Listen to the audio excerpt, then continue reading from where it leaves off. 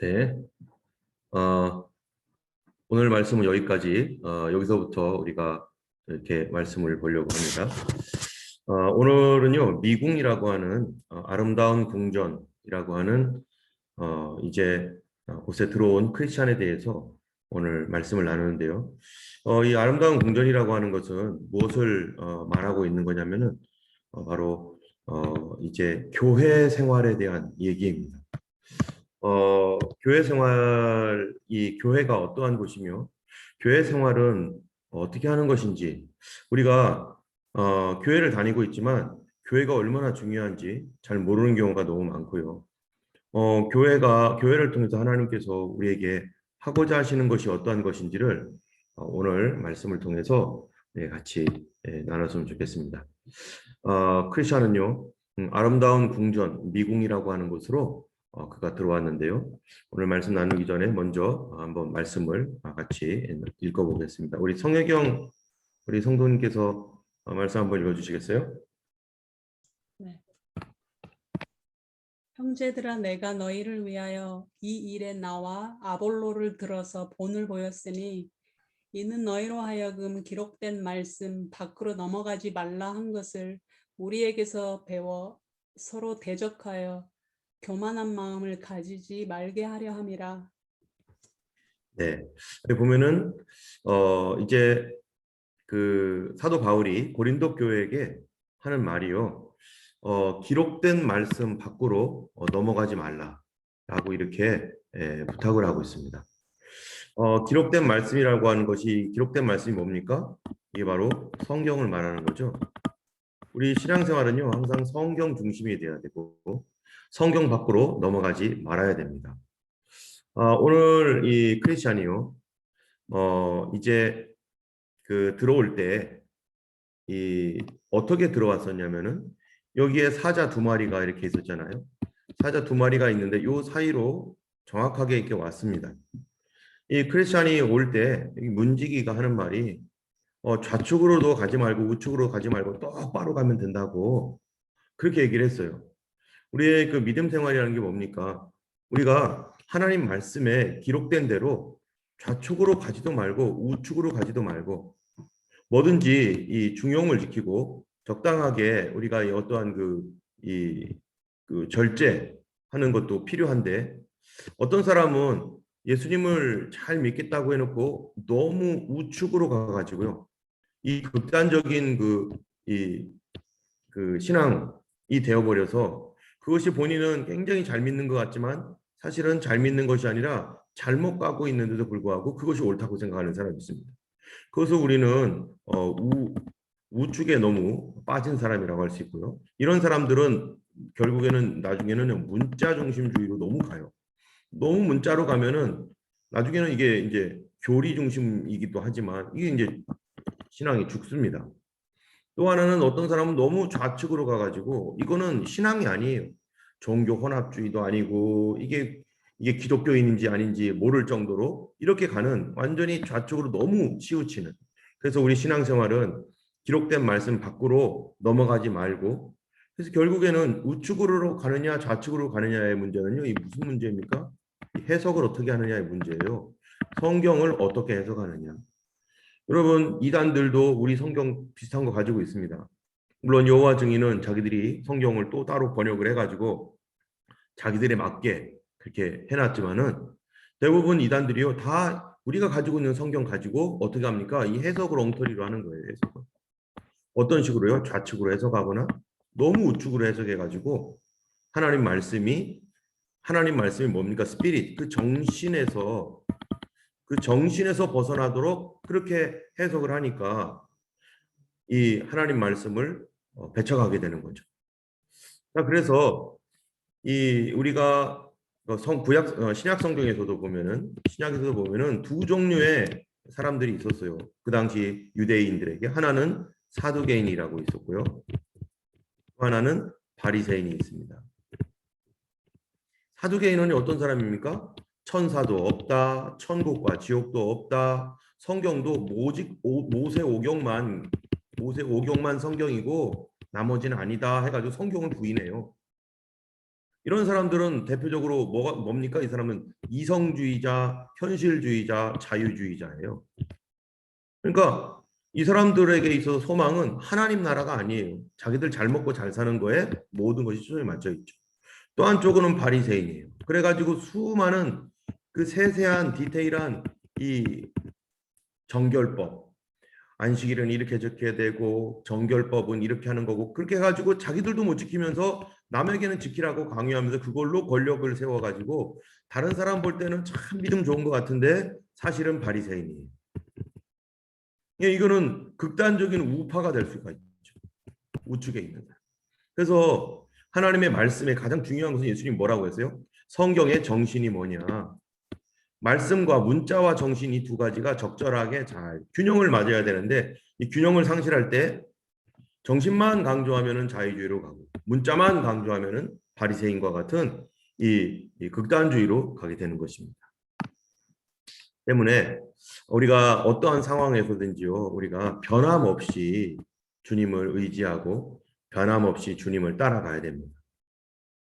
이 사람이 살다 보면은 무서우면은요, 어떤 환경을 만날 때 무서우면은 이쪽으로 갔다가 저쪽으로 갔다가 이렇게 하는데 환경 때문에 마음 바꾸지 말고 변함없이 한 길을 그대로 따라가는 것. 그게 바로 좌로나 우로나 치우치지 않는 그런 삶인 것이죠.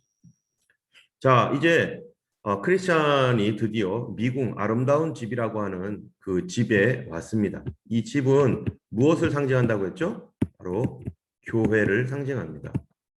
그런데 이 교회에 뭐가 되는 거냐? 이 사람이 교회로 들어가야 돼요, 지금. 아직 이 사람은 교회에 들어가지 않은 사람이에요. 여러분, 그 교회로 들어간다는 거는 무엇을 의미하는 거죠? 교회에 교인이 된다는 것은 이 지금은 교회에 등록하면 교인이죠. 그런데 교회에도 정회원이 있고 부회원이 있어요. 그 행정적으로 보면은 교회의 정식적인 이 교회의 일원이 되는 사람은 어떤 사람일까요? 어떤 사람이 교회의 정식 일원이 됩니까? 바로 이 사람이요. 세례를 받아야 됩니다. 세례. 오늘은요. 교회의 정식 일원이 되기 위해서 세례를 받을 때 세례를 받는 그런 어떤 그 절차들이나 이런 것들이 신앙 고백이 어떻게 되어야 되고 우리는 무엇을 물어봐야 되고 무엇이 있어야 되고 무엇을 알고 있어야 되고 우리의 마음의 점검, 영적 점검을 할 때 어떻게 점검을 해야 되는지에 대한 것들이 바로 이 미궁에서 일어나는 거예요. 아름다운 궁전이라는 곳에서 우리가 이제 이 첫 번째 문지기가 그냥 문을 확 열어주지 않습니다.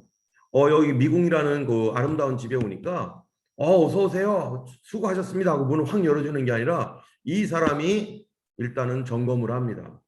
뭐를 점검하는가? 문지기가 말해줘. 이 집은 이 언덕의 주인께서 순례자들을 위해서 쉬어가라고 지어진 집입니다. 그런데 어디서 왔는지요? 어디로 갑니까? 그리고 왜 이렇게 늦게 도착했습니까? 라고 이 문지기가 묻습니다. 그리고 당신의 이름은 뭡니까? 또 물어보죠. 그래서 이 문지기가 너의 이름과 어디서 왔는지 또 왜 이렇게 늦게 도착했는지 이런 거를 물으면서 뭐예요? 이 사람이 이 미궁이라고 하는 교회에 정말 들어올 수 있는 교회 회원이 될 수 있는가? 참된 성도인가? 참된 성도로 교회가 받아줄 수 있는 사람인가? 라고 하는 거를 뭐예요? 점검을 하는 거예요.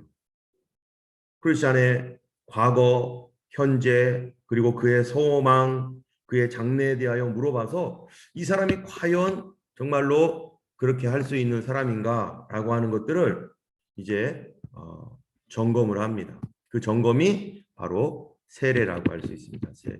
우리가 세례 공부하고 세례 받을 때 저희 교회는 8주 동안 9주 정도 세례 공부를 하죠. 세례 공부를 하면서 이 시간에 교회가 뭔지 우리의 신앙 구원받은 신앙을 점검하고 세례 공부가 끝나고 이제 세례 받을 때쯤 되면 정말로 예수님을 믿는지 그래서 이제 세례를 받을 때 신앙 간증을 합니다. 그죠? 여기에 신앙 간증하고 뭐 이러는 것들이 다 여기에 질문들이 다 속해 있는 거예요. 우리가 아무나 교회 나온다고 해서 아무나 세례 주고 아무나 교회 세례 사람으로 받아주게 되면은 무슨 일이 생기겠습니까? 누구든지 오세요. 아무나 오세요. 세례 아무나 받아도 됩니다. 누구나 받으세요. 이렇게 하면요. 교회가 어떻게 되는 거죠? 교회가 세상 사람들 세상 정신으로 아직 변화되지 않고 구원받지 않았는데 교회의 회원이 된단 말이죠. 회원이 돼서 성도라고 됩니다. 그럼 성도가 되면은 그 다음에 직분자가 돼요. 직분자가 되면은 이제 여기서 뭐 여러 가지 뭐 교사도 하고 뭐 여러 가지 할 거 아니에요. 그런데 여기에서 제대로 거르지 않으면 여기서 정말로 참된 세례자로서 앞으로 이 사람이 성도가 되고 직분자가 되어서 심지어 이분이 나중에 목회자까지 될 텐데 장로님도 되고 이럴 텐데 여기서 제대로 걸러내지 않으면 아무나 회원시키면은 교회가 어떻게 되겠어요? 교회가 엉터리가 되는 거예요. 교회가 이게 초대교회 313년에 이 AD 313년에 교회가 이제 콘스탄티누스 대제에 의해서 기독교가 공인이 되고 이제 교회에 가야만 출세할 수 있는 시절이 되니까 여기저기서 교회로 오겠다고 우르르 몰려듭니다. 갑자기 몰려들어요. 아니 그렇게 인기가 없었던 교회가 왜 이렇게 인기가 있어집니까? 출세해야 되니까. 자기의 신앙과 상관없어요. 자기는 출세를 해야 되는 사람들이. 내 믿음이 뭐건 어떻건 그런 거 전혀 관계없이 이 사람은 그냥 출세를 하는 거. 그것이 그들의 목표입니다. 그러다 보니까 이런 사람들이 많아지면 어떻게 되는 거예요? 교회가 어지러워지고 이게 교회인지 아니면은 이게 어떤 다 이제 헷갈리니까 교회와 세상에 차별도 없고 구별도 없는 상태가 되는 것이죠. 네, 여러분 제 소리가 들리나요? 제 컴퓨터가 지금 스톱이 되어 있는 것 같은데요. 잘 들립니까? 들리면은 말로 해주시기 바랍니다. 잘 들려요. 네, 근데 제 컴퓨터는 지금 이거 왜 또 이거 하면 스톱이 이렇게 되죠?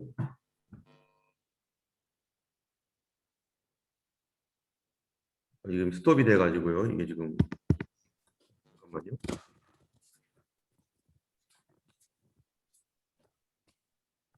지난번처럼 이게 똑같은 일이 일어나는데요.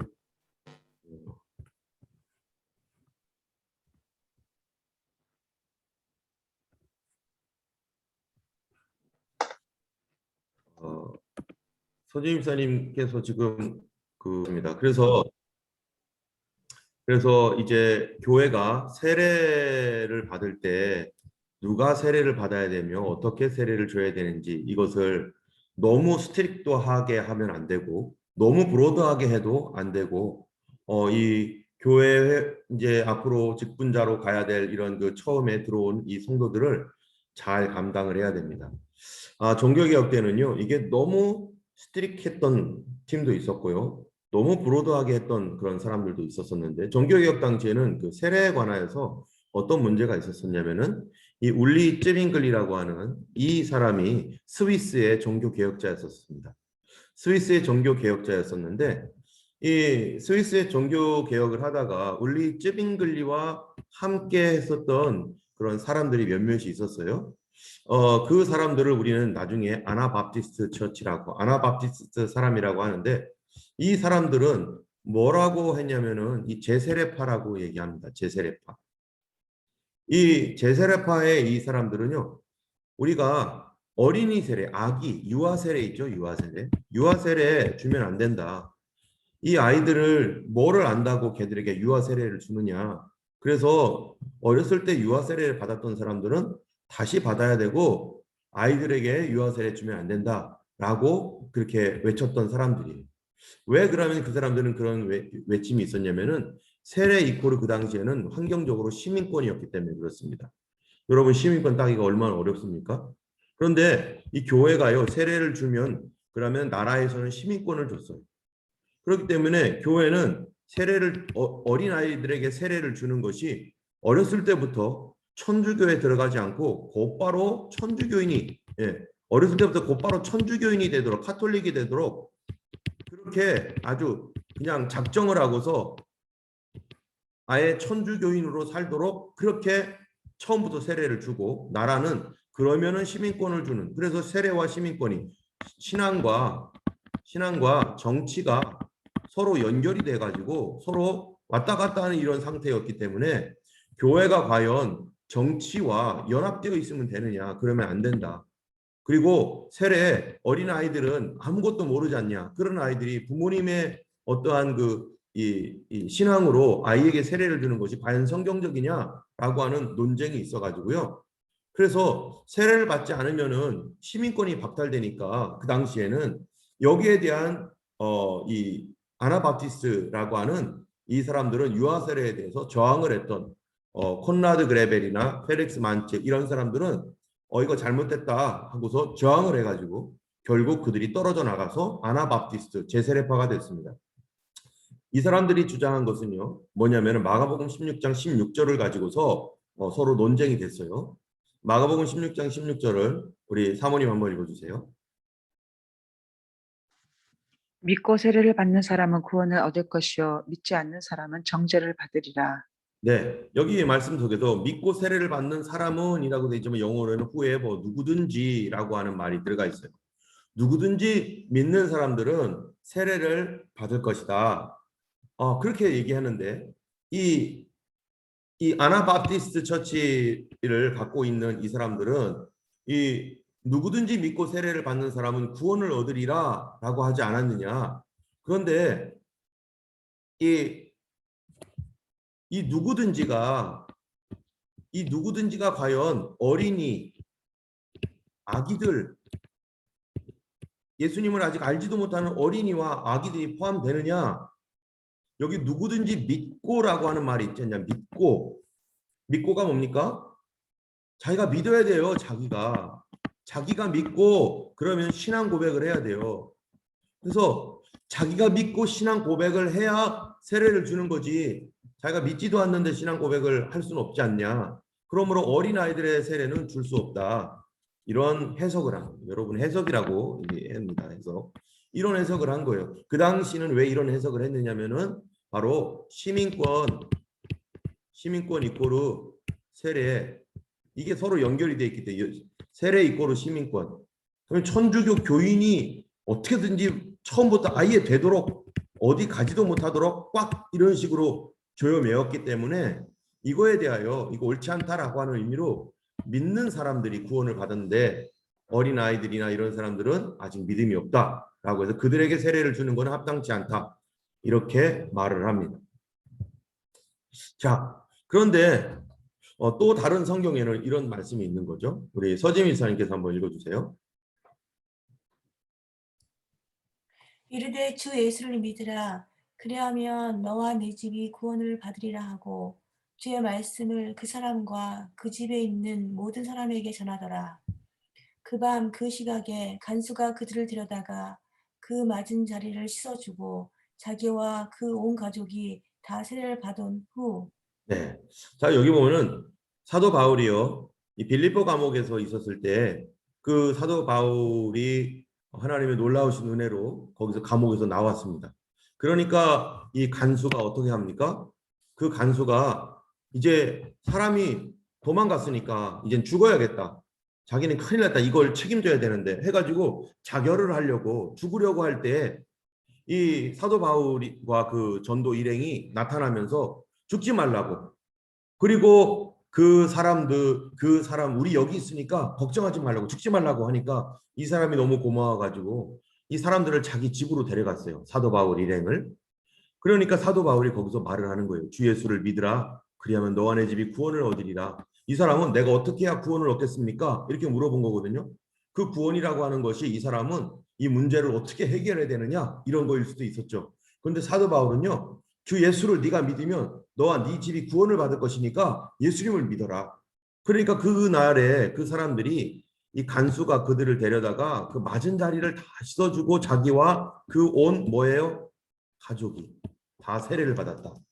그 가족이 거기서 다 믿기로 했다는 거예요. 그런데 여기에서 과연 이 집에 아기가 있었다면 어떡할 거냐?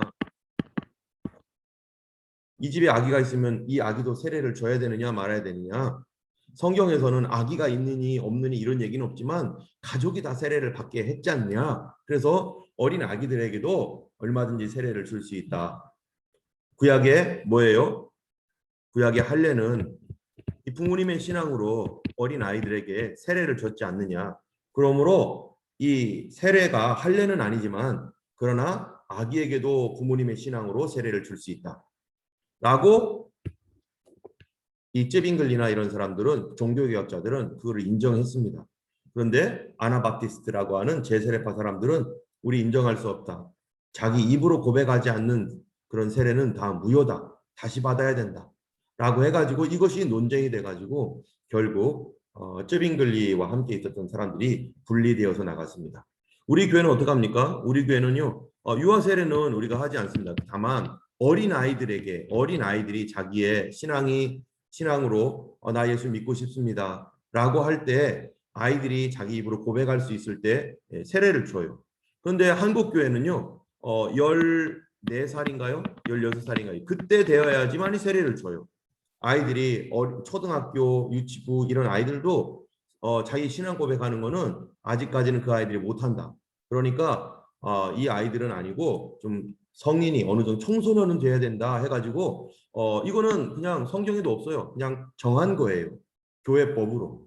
그래서 이거를 교회가 어떻게 해석하고 정하느냐 이것이 구원에 엄청난 큰 문제가 되고 정말로 이 세례를 받느냐 안 받느냐 이것이 구원이냐 구원이 아니냐라고 하는 문제라면은 우리가 심각하게 다뤄야 되겠지만 자기의 믿음의 고백으로 교회의 회원이 될 때 어떤 사람을 회원이 되게 해야 되느냐. 그래서 어린 아기에게 세례를 줄 경우 나중에 14살이나 16살이 되면 뭐 합니까? 컨퍼메이션 서비스를 하잖아요. 그거는 입교식이라고 우리가 보통 말하죠. 입교식. 그때는 이제 자기들이 내 입으로 예수님을 시인하고 내가 아기 때 세례를 받았지만 이제 정말로 내 입으로 고백하겠습니다. 라고 할 때 입교식을 합니다. 어쨌든 뭐 이렇게 하든 저렇게 하든 지금 유나이팅 처치나 뭐 다른 교회들 한국 교회가 아닌 어떤 교회들은 또 뭐 이 유치원이나 또는 초등학생 시절에 이렇게 하는 데도 있고요. 저희 교회도 아이들이 뭐 꼭 14살, 16살 되지 않아도 아이들이 초등학교나 그 이하일지라도 자기가 내가 예수 믿겠습니다라고 어린아이가 그렇게 고백할 수 있다면은 이 아이도 성경 공부시키고 정말 그 신앙을 확인하고 그래서 아이들에게도 세례를 주고요. 우리 라임이와 소아도 어린 아이였었을 때 세례를 받았고 또 벨라나 뭐 이런 아이들도 그렇게 어린 시절에 어린이 때 세례를 받았었습니다. 어쨌든 그 말씀은 그렇게 이제 넘어가고요. 결국 그렇게 해서 이제 끝났습니다. 자, 세례가 왜 중요한가 하면요. 세례를 통하여 교회에 뭐가 들어와요? 교회의 교제권으로 들어옵니다. 교제는 뭡니까? 펠로우십이죠. 여기 맞나요? 펠로우십. 예, 교회에 서로 교제하는 정식적인 성도의 교제가 일어나게 되는 거죠. 여러분 사도신경에 보면은 성도의 뭐예요? 교제라는 말이 있잖아요. 예, 성도의 교제. 이 성도의 교제가 일어나야 되는데, 자, 우리는요, 이 성도의 교제를 그냥 서로, 그래, 알고, 서로 밥 먹고 하는 정도로 알고 있지만, 사실은 그 이상입니다. 여러분, 코이노니아라고 하는 성도의 교제라고 하는 것이 무슨 뜻인가? 초대교회 이 사도행전에 성도의 교제에 대해서 도대체 뭐라고 했는지를 우리가 알아야 돼요. 그 성도의 교제와 함께 나오는 단어들이 여러 가지가 있습니다. 자, 사도행전 2장 42절부터 47절까지의 말씀을 우리가 한번 읽어볼 텐데요. 네, 네, 이 말씀을 우리 혹시 여기 이준환 집사님 계신가요?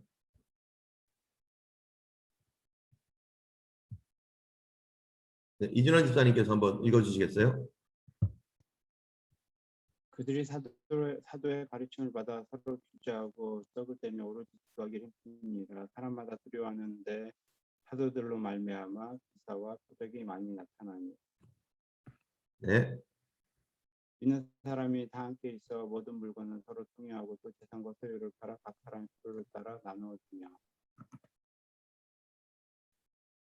네, 계속요. 날마다 마음을 같이하여 성전에 모이기를 힘쓰고 집에서 떡을 떼며 기쁨과 순전한 마음으로 음식을 먹고 하나님을 찬미하며 또 온 백성에게 충성을 받은 주께서 구원받은 사람을 날마다 더하게 하십니다. 아멘. 네. 자, 여기에 보면은 이 초대교회가 이제 사도행전 2장이니까요. 어떻습니까? 성령의 불이 임하고 이제 교회로서 사람들이 모이기 시작했습니다. 교회로서 사람들이 모이면서 이제 뭐가 됐어요? 교회가 됐고요. 교회가 됐는데 그 당시에 교회는 다 어떤 사람이겠어요? 성령 받은 사람이죠. 거기서 함께 성령 받고 예수님 믿기로 작정하여 다 이렇게 온 사람들, 그리고 요한의 세례를 받은 사람들, 이런 사람들이 이제 초기에 모였는데, 그런데 그들이 모였을 때 이게 모임이 뭐냐? 그러면 이것이 예배도 하고 여러 가지 하지만 이거 전체를 통틀어서 뭐라고 합니까? 교제라고 합니다. 성도의 교제.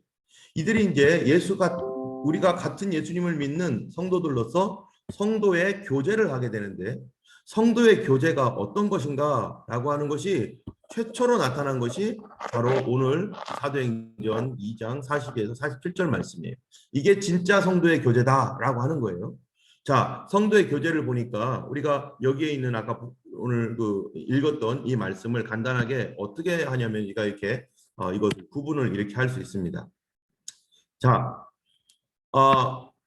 성도의 교제 한번 보면요. 사도의 가르침을 받았다. 첫 번째로. 그렇죠? 사도의 가르침을 받아서 성도들이 어떤 교제를 이루었는가? 첫 번째, 펠로우십을 하고, 이게 이제 코이노니아라고 하는 펠로우십이죠.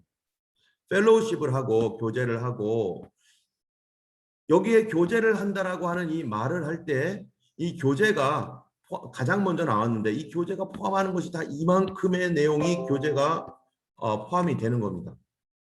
자, 그러면은 교제를 하고 떡을 떼고 기도하기를 힘쓰고 기사와 표적을 나누고 물건을 서로 통용하고 재산을 필요에 따라 나눠주고 날마다 마음을 같이하여 성전에 모이고 떡을 떼며 순전한 마음으로 음식을 먹는 것. 이 전체가 뭡니까? 교회에서 일어나는 일이에요. 이 교회에서 일어나는 모든 일은 사실은 뭡니까? 이게 교제입니다. 교회에서 이런 일을 하고 있죠. 자, 교회에서 서로를 알고 서로를 know each other죠. 예, 서로를 아는 거. 그러면서 서로 이 가정이 어떤지 저 사람은 어떤지 하는 어떤 이러한 먼저 아는 관계 안에서 가장 먼저 시작하다가 이게 지금 누가 하는 일이냐면은 이 교회가 성도들의 모임인 교회 공동체가 하는 일이에요. 자, 그러면은 공동체 회원으로 들여보내려면 공동체 회원이 되려면 먼저 우리가 뭐를 해야 되냐면은 이 세례를 받아야 되는데 이 세례는 곧 교회의 공동체 모임에 함께 모든 것을 참여할 수 있다는 그런 의미가 되거든요. 그러면은 교회 공동체 모든 모임에 참여하는 것을 우리는 성도의 교제라고 하는데 그 교제할 때 뭐를 하냐? 떡을 떼고 있죠.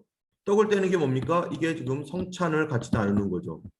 예, 모든 성도들이요 함께 성찬을 받는, 우리가 예수님을 믿는데 그 예수 그리스도의 보혈의 피에 대하여 우리가 함께 뭐를 할 수 있어야 돼요? 신앙 고백을 해야 돼요. 나도 예수님께서 내 죄 때문에 십자가에 달려 죽으신 것을 믿습니다. 이 떡과 이 포도주가 바로 예수 그리스도의 떡과 예수 그리스도의 살과 피를 상징하는 것으로 내가 상징적으로 이것을 내 몸에 먹음으로 말미암아 우리 주님께서 나의 구세주이신 것을 내가 고백하는 것이고, 또 실제적으로 이 떡과 포도주에 참여할 때 성령께서 우리에게 임하셔서 우리의 질병도 고쳐주시고 또 다시금 회개하게 하시고 죄를 끊게 하시는 이런 이 성찬에 참여하면서 이 떡을 함께 뗄 수 있는 그러한 사람이 되는 것이 성도의 교제, 세례를 통해서 교회 안으로 들어오는 사람들의 이러한 그 교제입니다. 두 번째로는요, 기도하기를 힘쓴다라고 했어요. 기도하기를 힘쓰는 공동체. 여러분, 이 기도라고 하는 게 뭡니까? 기도. 하나님께 간구하는 거잖아요. 그런데 이 기도는요, 개인적인 사적 생활에 관한 것이죠. 그죠? 물론 공적인 교회를 위한 기도, 국가를 위한 기도, 뭐 높은 사람들을 위한 기도, 이런 기도가 있죠. 이런 거를 위해서 우리가 반드시 함께 기도해야 됩니다. 그런데 기도는 개인적 기도도 있어요. 그렇다면은 여기에 믿음 없는 사람이 기도에 동참을 할 때 기도가 어떻게 되겠어요? 기도가 어려워질 수도 있고, 우리가 같이 기도할 수 있는가? 성도의 교제라는 것은 같이 기도할 수 있는 교제예요. 그래서 교회에 모이면 이 누구를 중심으로 이 기도회가 이게 왕성하게 이게 성장을 합니까? 이 예수 그리스도를 믿음으로 고백한 사람들, 정말로 내가 예수님을 믿습니다라고 하는 이러한 사람들을 통해서 교회에 기도회가 모이고 기도가 활성화되는데, 그런데 이 공동체라고 하는 거 한번 우리가 생각해 볼 때 초대교회가요, 이러한 성도의 교제를 통해서 이제 교회가 먼저 기도를 하게 됩니다. 성찬을 떼고 기도를 하는데, 그 당시에 이 핍박 상황이에요. 핍박. 교회가 초기 교회에 얼마나 많은 핍박이 있었습니까? 자, 그런데 아무나 들어와서 기도에 함께 들어가면 이 사람들의 어떤 삶이 노출됩니다. 믿지 아니하는 사람들이 우리의 기도의 제목이나 이런 것들을 들으면서 저 사람들 저런 기도하고 있네 라고 하는 이런 것들이 핍박 상황에서는요, 기도의 개인적인 어떠한 이 삶을 다른 사람과 나누고 그러한 것이 위험할 수가 있는 거죠. 그렇다면은 그러한 것들을 걸러내기 위해서 이 세례라고 하는 것들이 굉장히 중요한 것이고, 그리고 우리는 기도를 나누는 공동체라는 거예요. 교회는 기도를 나누는 공동체입니다. 여러분, 기도는 아까 말한 것처럼 사적인 내용을 나누는 거예요. 그렇기 때문에 이 기도가 나누어질 때 여기에서 예를 들어서 어떤 공동체가 있어요. 이 기도 모임이 있습니다. 이 기도 모임에서 우리가 기도해요. 어떤 사람이 어렵게 자기의 문제를 나눠요. 그러면은 여기 있는 사람, 자기가 스스로 어렵게 기도의 문제를 나누면 여기 있는 사람 들으라고, 나를 위해서 기도해 달라고 하는 거잖아요. 그런데 여기서 나눈 기도 제목이 전혀 관계없는 여기서 다른 사람들에게 다 전파되고, 이 사람 저 사람, 내가 거기 있는 사람들 앞에서 내가 내밀한 기도를 부탁을 해서, 이거는 여러분들 아시고 기도해 주시기 바랍니다.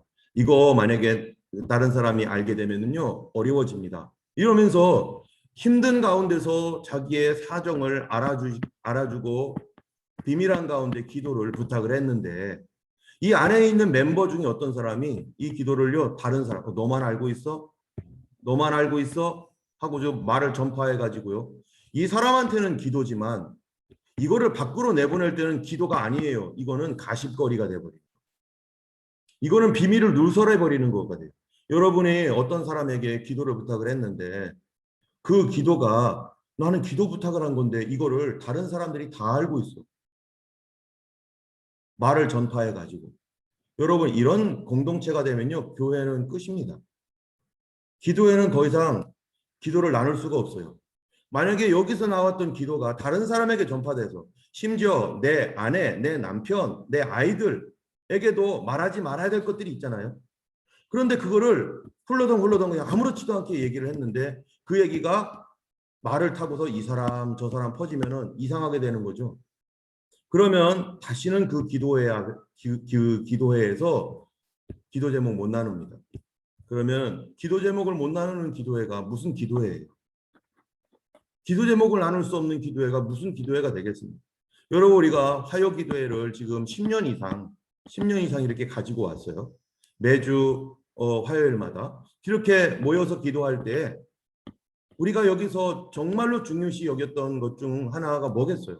여기서 나왔던 개인적인 내용을 다른 사람에게 얘기하면은 이거 지속 못합니다. 그동안에 심각하게 어떠한 문제들이 없었기 때문에 화요 기도회가 그래도 지속되었고, 그 입을 굳게 다물어졌기 때문에 그래도 이렇게 그나마 이렇게 가고 있는데요. 만약에 여기서 나왔던 얘기들을 이 사람 저 사람 얘기하고 교회에서 알아서는 안 될 사람이나 몰라도 되는 사람, 알아서 안 될 사람 아니죠. 몰라도 되는 사람들이, 거기에도 없던 사람들이 막 이렇게 한다. 이게 다 떠벌려지고 알려진다. 여러분, 기도를 하는 공동체가 될 수 없습니다. 때문에 특별히 우리 교회 새벽이나 뭐 이런 때 공적인 기도회는요, 사실은 괜찮아요. 이 사람들이 서로 간에 알고 있는 것들을 같이 기도하니까. 그런데 여러분 두세 사람이 모인 기도나 또는 두 사람이 함께 모여서 기도할 때 사적인 어떠한 그 얘기를 했는데 그것을 기도를 부탁했는데 그런 것들이 비밀이 지켜지지 않고 이 사람 저 사람 다 알게 되면 그 기도의 끝, 교회는 분란이 일어나고 그것은요 사단이 하는 역사예요. 나는 그냥 좋은 마음으로 했을지라도 상대방은 그것을 상처로 받을 수가 있습니다. 여러분 제가 예전에 한국에서 그 한 2,000명 되는 교회에 있었을 때 그때 저희 교구가 한 1,000명 정도 되었죠. 이 교구를 관리를 할 때 권사님들이요. 저하고 같이 했던 권사님들이 한 3, 40명, 40명 정도 됐나요? 늘 이 권사님들이 각 교구들이 있어요. 1구역부터 뭐 5구역까지 두 분의 권사님이 담당을 하고 또 6구역부터 10구역까지 또 두 분이 담당하고 또 11구역부터 15구역까지 이런 식으로 해가지고 두 분씩 담당을 해요. 그래서 이렇게 쭉 담당하다 보면은 권사님들이 저랑 같이 신방을 다니는데 1에서 5구역 안에 한 50명 정도 성도님들이 이 안에 있겠죠. 가족들과 같이 다 포함하면은 그 이상도 되기도 하고요. 그러면은 이 일주일 동안에 많은 집을 제가 다니면은 1에서 5구역 되는 곳에 갈 때는 이 두 분의 권사, 이쪽 담당하시는 권사님과 함께 가고 또 1구에서 15역 갈 때는 이쪽 담당하는 권사님과 함께 가는데 또 권사님들은 권사님들의 모임이 있어요. 또 같이 기도하는 모임이 있는데 여기에 이렇게 갈 때 가면은 어려운 성도들 갈 거 아니겠습니까? 어려운 성도들한테 찾아가면은 거기서 이제 얘기하다가 기도 제목을 나눌 때가 있어요. 어떤 기도를 했으면 좋겠습니까? 목사님 이런 것 좀 기도해 주세요 할 때 그 주변에 제가 보니까 어떤 권사님이냐에 따라서 나랑 같이 간 권사님이 누구냐에 따라서 그 성도님들이요 기도 제목을 나누기도 하고 안 나누기도 해요. 저한테는 개인적으로서는 나눌 수가 있겠죠. 나중에 목사님 사실은 저 이런 기도 제목이 있어요 하고서 개인적으로 제가 간 다음에 얘기하는 분도 있고요. 왜 그러냐면은 거기에 있는 함께 동행했던 사람들에게 알리기를 원치 않기 때문에.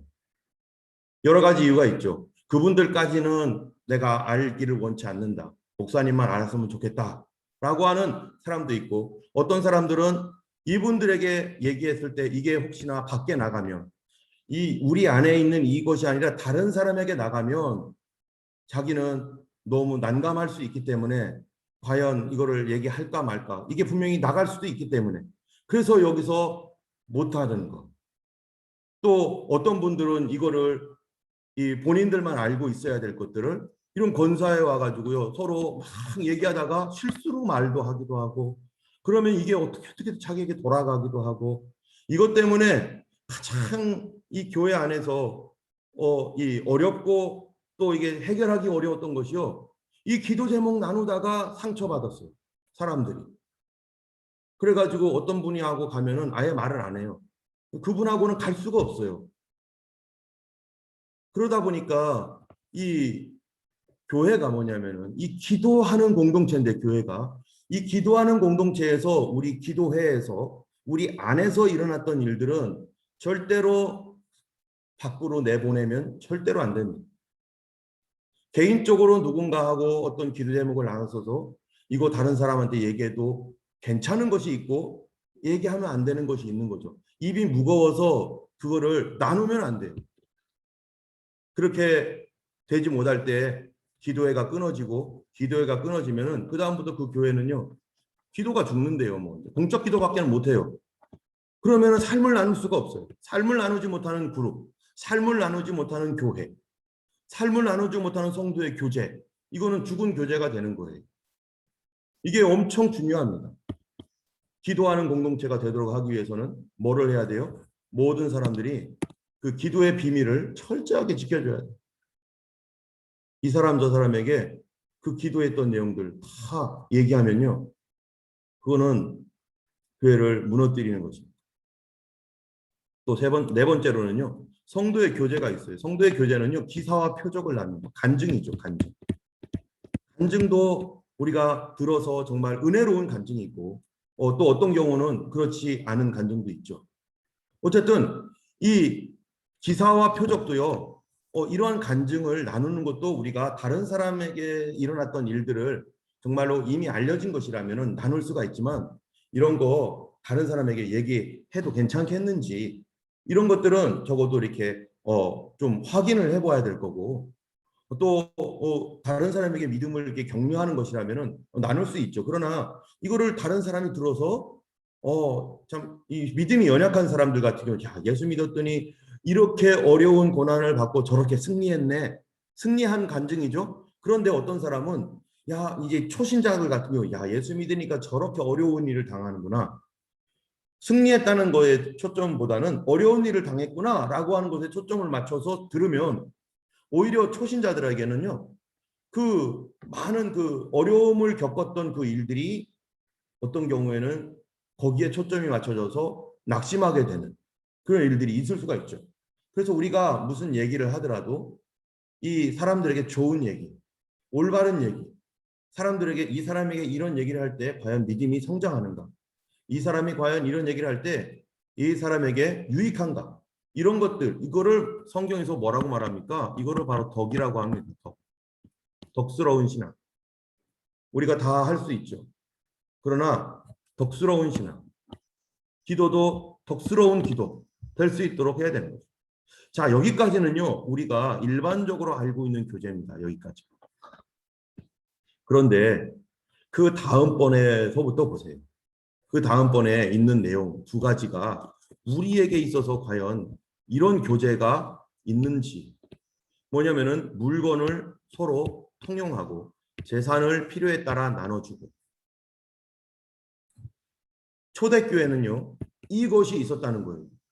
그래서 우리도 오늘날 보면은 이제 음식을 해다가 나만 먹을 것이 아니라 저 사람들도 좀 맛있게 먹을 수 있도록 좀 갖다 줘야겠다. 뭐 이렇게 음식 같은 거 나누고 또 가까이 있으면은 음식 이거 맛있는 거 했는데 이렇게 같이 나눠 먹어요 해가지고 서로 이렇게 하는 거가 얼마나 좋습니까? 감사하죠.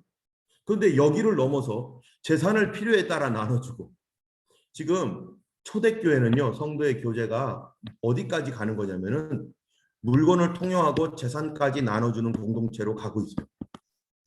자, 이거는 지금 이게 어떤 상황이냐면 핍박의 상황에서 특수한 상황에서 일어나고 있는 일들입니다. 여러분 재산을 팔아다가 나눠주는 거 그럼 내 재산은 어떻게 되는 거죠? 사적 재산이 사라지고 오늘날 자본주의 사회에서 우리 집 없고 그러면 어떻게 살아요? 지금 이 당시에는 어떤 특별한 경우이긴 하지만 그러나 그들에게는요 물건을 서로 통용하고 재산을 필요에 따라 나눠주는 이런 그 일도 있었습니다. 이게 오늘날 저희 교회도 어떤 일을 합니까? 예전에 천사 박스 만들어 가지고요. 지금도 이제 좀 해야 되는데요. 천사 박스 만들어서 이런 것들 서로 이제 어떤 성도가 혹시 뭐 어떤 누구라고 지적을 안 하더라도 뭐 이거를 나눴으면 좋겠다 하는 거 있으면 천사 박스에다가 넣어가지고 예전에 누구에게 주세요라고 써가지고요. 이 박스에 있는 거를 우리 대천사 천사 감당하는 분이 이거를 이렇게 나눠주고 사람들 이 사람에게 주세요, 저 사람에게 주세요 이랬었죠.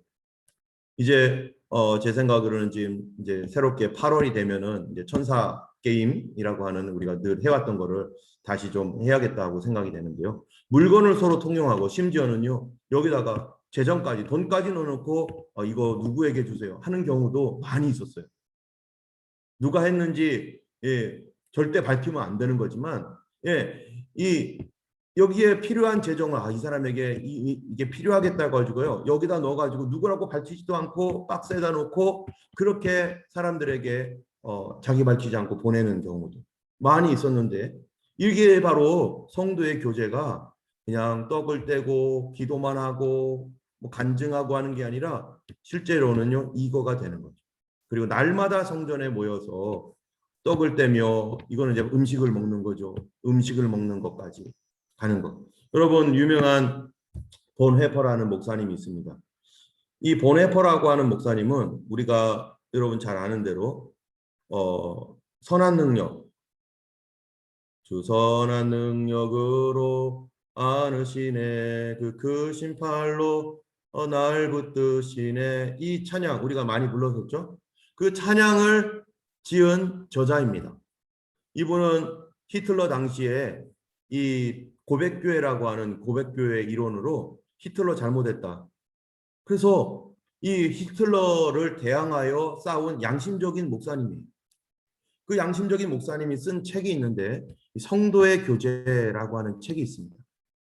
나를 따르라 뭐 이런 책도 있고 여러 가지 책을 참 좋은 책들을 많이 썼는데 이분이 젊은 나이에 나중에 2차 세계대전이 끝나기 바로 직전에 사형을 당해서 이 히틀러에 의해서 사형을 당해서 죽게 되었는데 이분이 쓴 책 중에 이 성도의 교제라고 하는 이 책이 있는데요. 거기에 보면 성도의 교제가 뭐냐라고 할 때 이 두 가지 얘기예요. 첫 번째로는 하나님과의 교제가 되어야 된다. 두 번째로는 사회와의 교제가 되어야 된다.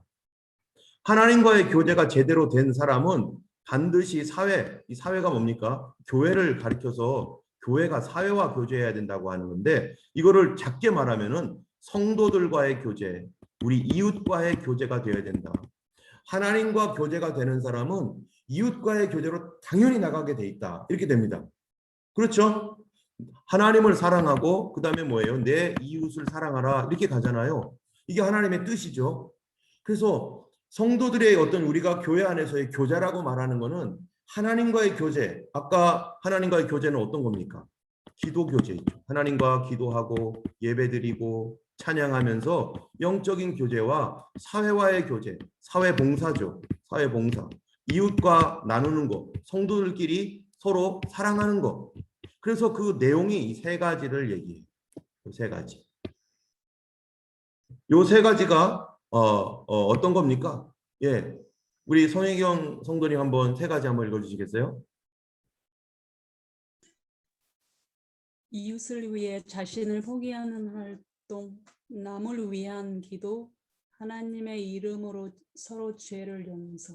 예, 이 세 가지가 성도의 교제라는 거예요. 교회 안에서 성도가 하나님과 교제할 때 이 성도들끼리의 교제는 이웃을 위해서 자기 자신을 포기하는 활동. 이게 무슨 말입니까? 다른 성도를 배려해주고 생각해주는 거죠. 여기에는 여러 가지가 있죠. 남을 위하여 하나님과 온전한 교제가 이루어진 사람은 당연히 가까이는 가족, 그리고 교회에서는 우리 성도들을 위한 이러한 것이 반드시 이루어지는 거죠. 두 번째로는요, 그들을 위한 남을 위한 기도. 내가 알고 있는 기도에 대해서 다른 사람에게 누설하지 말고 다른 사람의 어떠한 그 비밀스러운 기도 제목들을 내가 그로부터 들었다면 직접적으로 이렇게 받았다면 그거를 그 사람을 위해서 기도해야 돼. 이거를 다른 사람에게 얘기하면서 당신 알고 있어. 이 사람을 위해 기도해줘. 이 기도 제목이 이거야. 이렇게 얘기하면 안 되는 거죠. 나 홀로 그거를 하나님 앞에 담당해서 기도해야 되는 것입니다. 세 번째로는요. 하나님의 이름으로 서로를 용서하는 것. 이 세 가지가 기도예요. 이 교제예요. 자, 그러면요. 한번 보세요. 이 세 가지가 교제라면 이것은 이게 무엇인가? 이게 굉장히 중요해요. 이거를 한마디로 말하면 무엇인가? 이 목사님은 보네포 목사님 그거를 뭐라고 했을까요? 그게 바로 하나님의 통치라는 교제가. 하나님이 통치하는 교회. 그리고 그 교회는 이런 교제가 일어나는 교회예요. 그렇죠. 기도는 하나님과의 교제이고 또 예배도 하나님과의 교제인데 아까 얘기했던 그 모든 것들, 아까 우리가 봤던 그 모든 것들이 다 뭐예요? 그게 다 교제입니다. 아까 어디 갔죠? 그 말씀이 이 하나님 앞에서 우리가 이 믿음으로 살아가는 그 삶의 내용들, 이게 전체가 다 뭐라는 거예요? 이게 다 교제라고 했잖아요, 아까. 예, 이게 다 교제예요. 주님 안에서 하는 교제. 자, 그러면은 여기에 보면은 이게 다 뭐냐면은 이 보네포 목사님 말로는 이게 하나님 나라의 삶이고 이 교회는 하나님이 통치하는 곳인데 바로 하나님 통치는 무엇을 통해서 되느냐? 성도들의 교제를 통해서 하나님 통치가 얼만큼 이루어지는지 확인할 수 있다는 겁니다. 여러분, 우리가 이거를 보면서 나는 하나님의 통치를 갖고 있는가? 또는 과연 우리 교회는 하나님 통치를 받고 있는 교회인가? 서로 교제하기에 힘쓰고 서로 떡을 떼기 힘쓰고 서로를 위해서 계속 기도해주고 그거를 지켜주기에 힘쓰고 또 심지어는 어떤 것이 필요하면 성도들에게 뭐가 필요하다면요. 그 물건을 통용하고 또 교회에 어떤 물건이 필요할 때 조용히 그런 그 물건들을 아무도 모르게 이렇게 갖다 놓고 그렇게 또 헌신하고 또 성도들에게 필요한 것들을 공급해주고 자기의 재산과 자기의 그 어떠한 그 뭔가를 교회를 위해서 성도를 위해서 이렇게 제공하고 이게 다 하나님의 통치가 일어나는 그러한 교회의 모습이고 그런 성도의 모습입니다. 이것이 잘 되는 교회가 정말로 행복한 교회겠죠. 근데 이것이 안 되는 교회가 깨지고 분열하고 무너지는 교회죠. 결국 우리는 하나님의 통치를 교회를 통해서 체험을 하게 됩니다. 하나님께서 원하시는 그 통치가 각각 성도들에게 어떻게 이루어지고 있는가? 성도들은 하나님의 그 통치를 어떻게 받아들이고 있는가? 이것이 우리 교회 생활에서 나타나게 돼 있는데 그 교회 생활에서 나타날 때 바로 여기서 리스트로 쭉 열거했던 이런 교제들이 원활하게 문제없이 잘 돌아가고 어려울 때 성도들에게 이런 것들이 나누어지고 기도가 나누어지고 어디에서도 내 얘기를 사적인 얘기를 해도 걱정이 없는 그러한 교회로 이렇게 갈 때 이 교회가 정말로 아름답고 하나님께서 다스리는 교회, 그런 통치하는 교회가 되는 것입니다. 이런 교회로 이제 우리가 더 나아가야 될 것이고 성도들이 보네포 목사님이 얘기했던 교회가 곧 하나님의 통치다라는 것. 우리가 이거를 꼭 기억해야 됩니다. 우리 이주은 집사님께서 그 밑에 있는 작은 글씨인데요. 이게 보이실려나 모르겠어요. 한번 읽어주시겠어요? 교제는 하나님의 뜻을 실현하는 사랑과 거룩의 공동체를 요구하며 전제하고 있다. 네. 여기 보니까 하나님의 뜻을 실현하는 곳은 세상에서 실현될 수 없습니다. 두 군데에서 하나님의 뜻이 실현되죠. 하나는 예수 믿는 가정에서, 그죠? 우리 가정이 하나님의 통치가 이루어지는가? 그러면 우리 아이들에게, 남편에게, 아내에게 우리가 어떤 식으로 대하고 그들을 위해서 기도하고 필요한 것들을 공급해 주는 거. 이 당연히 가정에서, 크리스찬 가정에서 일어나야 되는 거고, 두 번째는 교회에서 하나님의 뜻이 실현되도록. 그래서 교회에서 하나님의 뜻을 실현하기 위해서 아까 말했던 그런 것들이 원활하게 돌아가는. 그래서 함께 이러한 교제가 기도와 예배와 기사와 표적들 함께 식사하고 서로를 위한 공동 기도와 나눠줌과 서로를 위한 봉사 이런 것들이 바로 풍성한 곳 그런 곳이 되기를 우리가 서로 기도해야 되고요. 정말 우리가 서로 배려하고 사실 이 하나님의 말씀을 실천할 수 있는 가장 좋은 곳, 가정과 교회인데요. 우리가 이 교회를 그렇게 만들어 가야 되는 것이죠. 우리 서로가 그렇게 만들어서 정말로 언제든지 누구든지 정말로 하나님의 은혜의 공급이 계속해서 나아갈 수 있도록 그렇기 때문에 이제 오늘 본문에서 그 크리스찬이 교회 안으로 들어갈 때 이제 이러한 모든 교제가 그 안에서 이루어져야 되기 때문에 계속 신앙적인 것들을 점검하고 어떻게 이 부분들을 서로 성장시킬 것인가 여기에 그냥 문을 확 열지 않고 그 다음에 이제 이 문지기가 이 분별이라고 하는 처녀를 데리고 와서 더 분별을 합니다. 이 사람이 과연 우리와 같은 교제할 수 있는 일원으로 한 가족과 같이 갈 수 있는가 이거를 여러 가지 질문을 통해서 할 텐데 다음 주에 우리가 그 부분에 대해서